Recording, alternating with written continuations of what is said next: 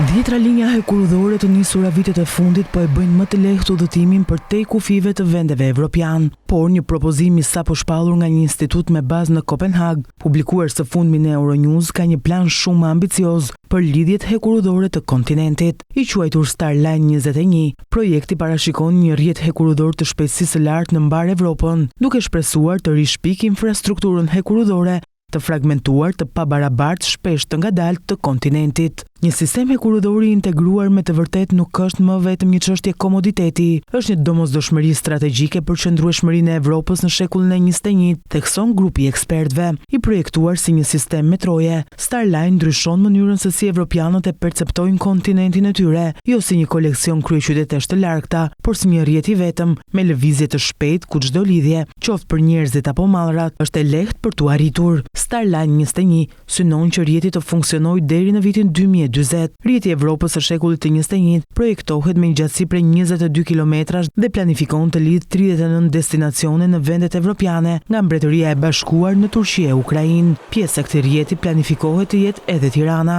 Aktualisht në Europë funksionon rrjeti transevropian i transportit TEN-T, një iniciativë e Bashkimit Evropian që synon unifikimin e infrastrukturës në të gjithë kontinentin. Sistemi i ri do jetë rreth 30% më i shpejtë se udhëtimi rrugor dhe hekurudhor aktual. Ai projektohet për shpejtësi 300 deri 400 km/h. Transporti është një nga sfidat më të mëdha klimatike të Evropës. Sipas Agjencisë Evropiane të Mjedisit, në vitin 2022 sektori kontribuoi me rreth 29% të emetimeve totale të gazeve serë të Bashkimit Evropian.